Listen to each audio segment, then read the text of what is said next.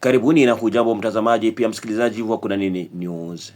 Katika ile tumekuandalia wakati kama huu ni kwamba vifaa vinavyodaiwa kuwa vya kuchimba na kusafisha madini au kusafisha mawe vimewasili katika mji wa Bukavu katika mkoa wa Kivu Kusini ni mwishoni mwa wiki.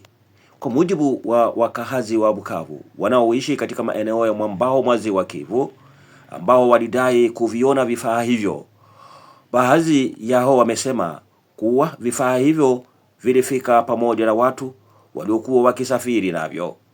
Habari zilizofichuliwa kwa Kuna Nini News zinadokeza kwamba vifaa hivyo vinadaiwa kutokea nchini Somalia.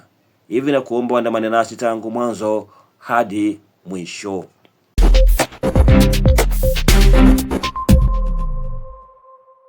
Vyanzo hivyo vinaongeza kuwa vifaa hivyo vinatajwa kuelekea katika eneo la Luhihi ambako kuna shughuli za uchimbaji dhahabu.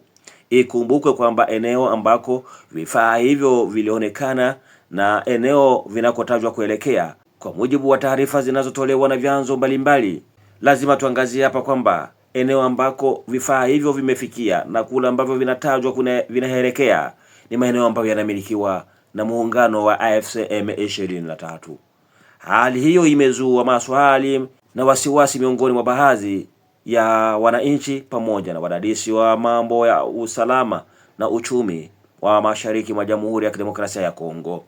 Baadhi yao wanahoji iwapo vifaa hivyo vinaweza kuwa sehemu ya mali za Jamhuri ya Kidemokrasia ya Kongo, hasa kwa kuzingatia utajiri mkubwa wa madini uliopo katika eneo hilo ambao kwa muda mrefu umekuwa ukitajwa na wachambuzi kuwa miongoni mwa sababu za migogoro na machafuko yanayoendelea mashariki mwa nchi ni mali au rasilimali yake.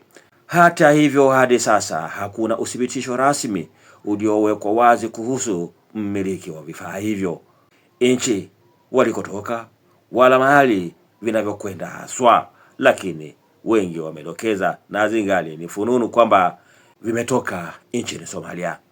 Uthibitisho wa mamlaka husika au viongozi wa Jamhuri ya Kidemokrasia ya Kongo bado hujatolewa rasmi. Kuna Nini News inaendelea kufuatilia taarifa hii kwa ukaribu na itawajuza zaidi pindi taarifa zaidi zitakapopatikana. Kuna Nini News, hatua kwa hatua tutafika. Na ni kufikia hapo hatuna cha ziada. Tunakuomba wewe ambao bado ulikuwa hujasubscribe, huu ni muda wako, usiondoke. Na labda unatusikiliza na kutufuata kila siku huja subscribe, usikose kusubscribe, usikose kulike, usikose kuacha comment yako, usikose kutuandikia mahali ulipo, na kwa mwisho usikose kushare, yani kupartage, kuwasambazia wengine. Huo utakuwa ni mchango wako mkubwa kwetu na itatupelekea sisi kuja kesho kwa kishindo zaidi.